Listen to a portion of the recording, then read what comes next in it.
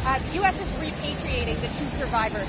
Why does the U.S. feel that it's necessary to repatriate these survivors and not bring them back for prosecution?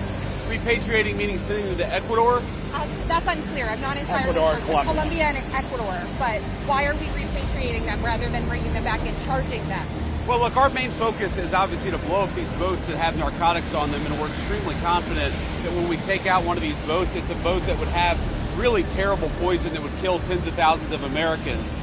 When these actual boats get blown up, sometimes there are survivors, and I think the Secretary of State just makes a decision depending on what the scenario is, whether we're going to send them back home, whether we're going to prosecute them in the United States, or whether we're going to work with allies to bring them to justice. But we're certain these guys are narco-terrorists. What we do with them from there, just as with any other conflict, depends on the realities on the ground.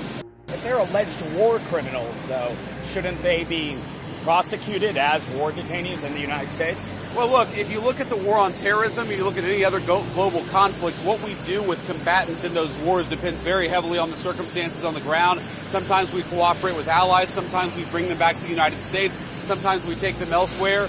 That's exactly how we're handling this, just on a case-by-case basis. But again, it's important for the American people to recognize these are narco-terrorists who are trying to bring poison into our country and kill our citizens. What happens to them, I don't really care so long as they're not bringing poison into our country.